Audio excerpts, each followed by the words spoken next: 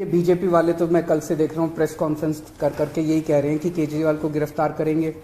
तो अगर बीजेपी ने सीबीआई को ऑर्डर दे दिए हैं कि गिरफ्तार करना है तो फिर सीबीआई उसको नकार कैसे सकती है? बीजेपी के ऑर्डर तो मानेंगे वो लोग। आप सब लोगों को नमस्कार। पिछले लगभग 1 साल से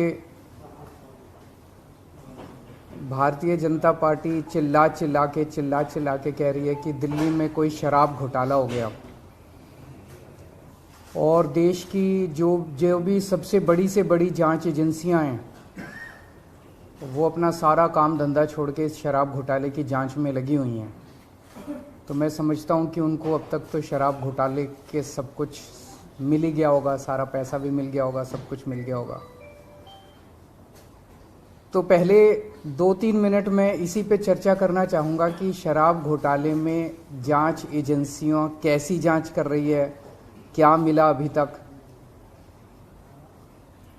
इसमें मनीष सिसोदिया जी जो कि फाइनेंस मिनिस्टर थे, डिप्टी चीफ मिनिस्टर थे, उनके ऊपर सबसे बड़ा आरोप ईडी ने और सीबीआई ने लगाया है कि मनीष सिसोदिया जी ने अपने 14 फोन तोड़ दिए।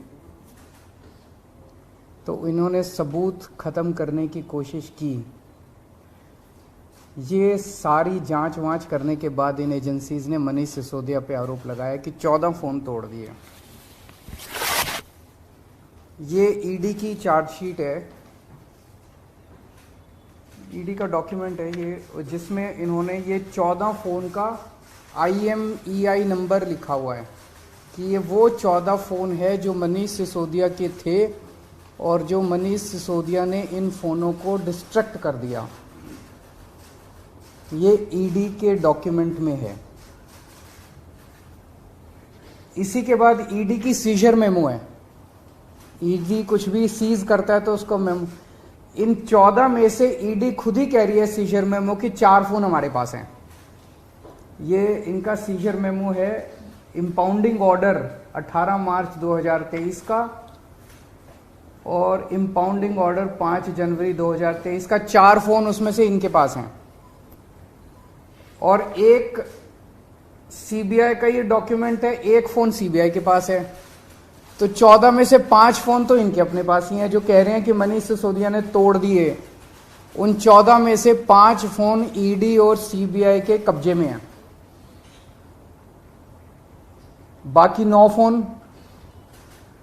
तो जब इन्होंने ये आरोप लगाया, हम तो छोटे लोग हैं, हमारे पास इतने साधन नहीं थे, लेकिन फिर भी अपने सीमित साधनों से पिछले महीने 1.5 महीने में हमने भी थोड़ी जांच करी तो पता चला बाकी मोस्टली फोन, एक आध को छोड़ के वो भी पता चल जाएगा कहाँ, मोस्टली फोन जिंदा हैं, कोई ना कोई इस्तेमाल कर रहा है। और उन फोन को कोई वॉलंटियर के पास है, कोई कहीं है, कोई कहीं है, कोई ना कोई इस्तेमाल कर रहा है। वो मनीष जी के फोन नहीं है, वो कोई ना कोई इस्तेमाल कर रहा है। वो फोन जिंदा हैं और ये फैक्ट कि ये फोन जिंदा हैं ये ईडी को भी पता है और ये सीबीआई को भी पता है। सो ईडी ने और सीबीआई ने झूठ बोल के ओथ पे, एफिडेविट पे कोर्ट को गुमराह किया और झूठा सबूत उन्होंने कोर्ट के सामने पेश किया, क्योंकि सच तो कुछ मिला नहीं, कुछ था ही नहीं, शराब घोटाला कुछ है ही नहीं, तो निकाले क्या। तो उन्होंने झूठ बोल के मनीष सिसोदिया को फंसाने की कोशिश की, कोर्ट को झूठ बोला। अब ये रोज किसी ना किसी को पकड़ लेते हैं, किसी ना इसको गिरफ्तार कर लिया, उसको गिरफ्तार कर लिया, ये कर लिया। एक कोई चंदन रे, और उनको टॉर्चर कर करके, धमकियां दे दे के, मेंटली टॉर्चर करके, फिजिकली टॉर्चर करके, 3rd डिग्री करके उनसे केजरीवाल का नाम ले लो, मनीष सिसोदिया का नाम ले लो, इनको फंसाओ, उनको किया जा रहा है। कोई चंदन रेड्डी है, हम तो जानते भी नहीं है कौन है। चंदन रेड्डी को इतना मारा, ये उसकी मेडिकल रिपोर्ट है। चंदन रेड्डी की मेडिकल रिपोर्ट में लिखा है, patient has alleged trauma to both ears and face by ED officers on 16th September 2022 and 17th September 2022। Patient ने दोनों कानों पे और फेस पे ईडी ऑफिसर्स के द्वारा पिटाई हुई 16 सितंबर और 17 सितंबर को, ऐसा कहा। पेशेंट कंप्लेनिंग ऑफ, ये है कि सुनाई नहीं दे रहा, और jaw pain on opening mouth. और इन्वेस्टिगेशन पे पता चला right ear mild to moderate mixed hearing loss, left ear severe to profound mixed hearing loss. उसके कान के पर्दे फट गए, उसको सुनाई नहीं दे रहा। ऐसा चंदन रेड्डी से ईडी क्या उगलवाने की कोशिश कर रही थी? उसको क्या कहने का दबाव डाला जा रहा था कि उसकी इतनी पिटाई करी कि उसके कान के पर्दे फट गए? उसको किस कागज पे दस्तखत करने के लिए कहा जा रहा था? और उसने झूठ बोलने से मना कर दिया तो उसकी पिटाई की उन्होंने। इसके बाद अरुण पिल्लई हैं कोई, उनको धमकियां दी गई, टॉर्चर किया गया, उन्होंने अपना बयान वापस ले लिया अगले दिन। उस दिन तो उनसे कुछ लिखवा लिया, कहीं साइन करा लिया, लेकिन उसके 2-4 दिन बाद उन्होंने कोर्ट में बयान दिया कि मुझे टॉर्चर करके बयान लिया गया। समीर महेंद्रू से टॉर्चर करके बयान लिया गया, उन्होंने अपना बयान वापस ले लिया। मनस्विनी से टॉर्चर करके बयान लिया गया, उन्होंने अपना बयान वापस ले लिया। भूषण बेलगवी से टॉर्चर करके, ये 5 नाम तो मेरे पास ही हैं, पता नहीं ऐसे कितने लोग हैं जिन लोगों को टॉर्चर कर करके बयान लिए गए। ये हो क्या रहा है? एक के बाद एक, एक के बाद एक, एक के बाद एक, जितने लोगों को ये बुला रहे हैं सबको मारते हैं, पीटते हैं, टॉर्चर करते हैं। एक ऐसा व्यक्ति है जिसे एक कमरे में उस व्यक्ति को बिठा रखा था, दूसरे कमरे में उसकी वाइफ को और उसके पिताजी को बिठा लिया, और उसको बोलते हैं कि या तो इस कागज पे साइन कर दे, नहीं तो तेरी पत्नी को और तेरे पिताजी को भी जेल भेज रहे हैं। ये चल क्या रहा है? मैं प्रधानमंत्री जी से पूछना चाहता हूं, ये चल क्या रहा है? जहां कोई घोटाला नहीं हुआ वहां पे कोशिश की जा रही है जबरदस्ती करके, लोगों से जबरदस्ती करके, मार के, पीट के, धमकियां देके बयान लिखवाने की। एक व्यक्ति है, उससे कहा गया कि कल देखते हैं तेरी बेटी, उसकी 2 जवान बेटियां हैं, कल देखते हैं तेरी बेटी कॉलेज कैसे पहुंचती है। ये जांच चल रही है इन लोगों के। एक व्यक्ति है, उसके वकील ने कोर्ट में खड़े होकर कहा कि हमारे मुवक्किल के, मेरे मुवक्किल के ऊपर दबाव डाला जा रहा है कि दिल्ली के पॉलिटिशियंस का, कोर्ट के अंदर खड़े होकर उसने बोला कि मेरे मुवक्किल के ऊपर दबाव डाला जा रहा है कि आप दिल्ली के पॉलिटिशियंस का नाम लीजिए। ये इनकी जांच चल रही है। इस सारी जांच करने के बाद, 1 साल जांच करने के बाद, ये आरोप लगाते हैं कि 100 करोड़ रुपए की रिश्वत ली गई और दी गई। वो 100 करोड़ रुपया कहां है? एक नया पैसा कहां है वो 100 करोड़ रुपया? सब इतनी 400 से ज्यादा रेड हो चुकी हैं। मनीष सिसोदिया जी के घर पे रेड हो गई, इतने सारे दूसरे लोग, वो पैसा मिल है कहां? एक नया पैसा नहीं मिला 100 करोड़ रुपए का, ना कोई ज्वेलरी मिली, ना कोई मनीष जी के घर पे गद्दे भी फाड़ दिए इन्होंने, उनके गांव भी हुआ है, उनके बैंक लॉकर भी छान मारे, कुछ नहीं मिला 100 करोड़ में से। फिर आरोप लगाया कि 100 करोड़ रुपया गोवा के चुनाव में इस्तेमाल हुआ है। जी, गोवा के हमारे जितने वेंडर्स थे जिनसे हमने काम कराया था, सारे वेंडर्स पे रेड मार चुके हैं लोग। सारे वेंडर्स को इन गिरफ्तार कर करके स्टेटमेंट ले चुके, वहां कुछ नहीं मिला, सारी पेमेंट चेक से हुई है हमारी। सारा हिसाब किताब इलेक्शन कमीशन को दिया हुआ, वहां भी कुछ नहीं मिला। गोवा चुनाव के अंदर इनको धेला नहीं मिला, तो पैसा गया कहां?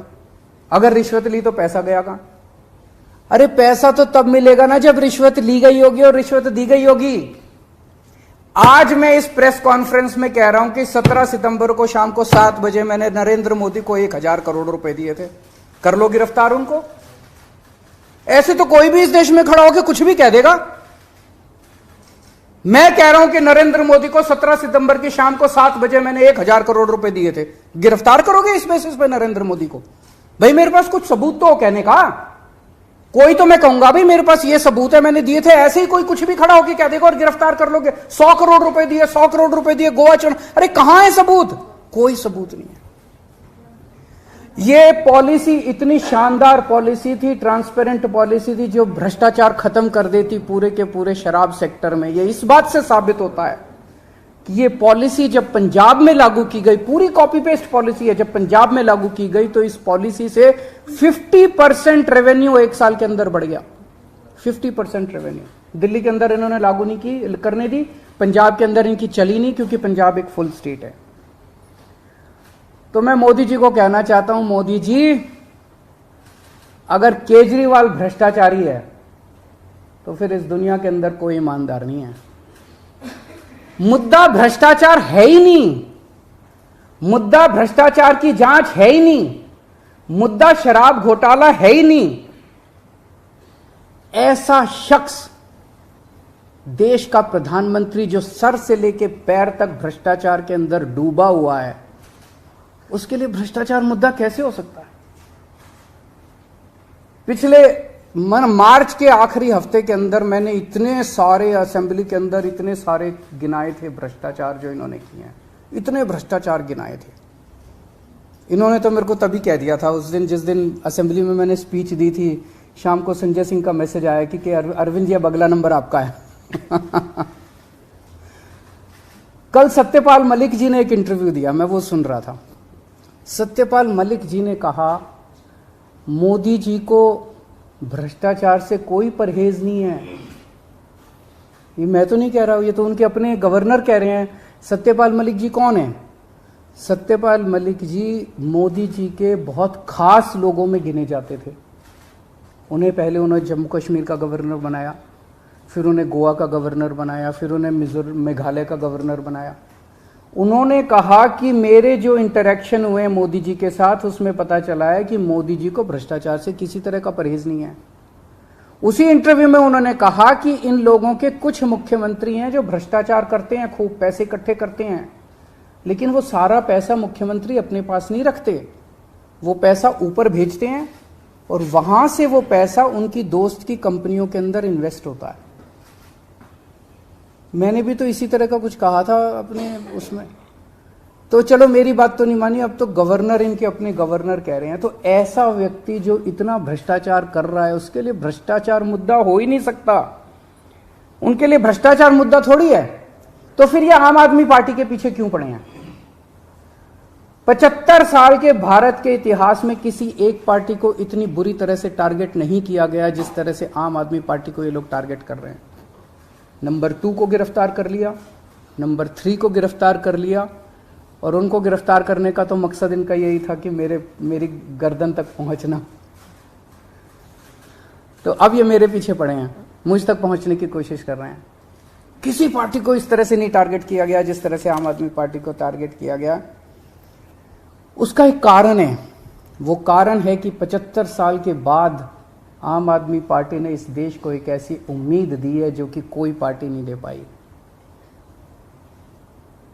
गुजरात के अंदर 30 साल से बीजेपी की सरकार है, उसमें 12 साल प्रधानमंत्री मोदी जी खुद वहां पे मुख्यमंत्री रहे। 30 साल के अंदर ये एक सरकारी स्कूल ठीक नहीं कर पाए, एक भी सरकारी स्कूल ठीक नहीं कर पाए। जब मोदी जी को फोटो खिंचवाने के लिए सरकारी स्कूल में जाना था तो एक टेम्पोरेरी क्लास, एक टेंट के अंदर टेम्पोरेरी क्लास बनानी पड़ी इनको फोटो खिंचवाने के लिए। फोटो खिंचवाने लायक सरकारी स्कूल भी नहीं बना पाए। और 5 साल के अंदर दिल्ली के हमने सारे सरकारी स्कूलों का कायाकल्प कर दिया।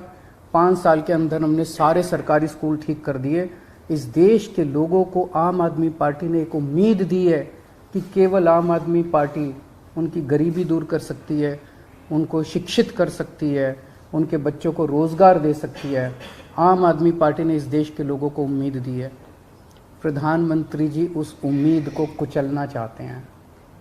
प्रधानमंत्री जी नहीं चाहते कि वो उम्मीद आगे बढ़े, क्योंकि अभी तक इन सारी पार्टियों को की मिलके जो लूट चल रही थी, अगर इनको स्कूल बनवाने पड़ गए, इनको अस्पताल बनवाने पड़ गए, तो उनको लूटने के लिए पैसे नहीं बचेगा। तो कल इन्होंने मेरे को बुलाया है, मैं जाऊंगा कल सीबीआई में, और मैं फिर से अंत में यही कहना चाहता हूं कि प्रधानमंत्री जी, अगर केजरीवाल चोर है, केजरीवाल भ्रष्टाचारी है, तो इस दुनिया में कोई ईमानदार नहीं है। सर, क्या आपको आशंका है कि कल जब आप पूछताछ जाएंगे तो गिरफ्तारी हो सकती है आपकी?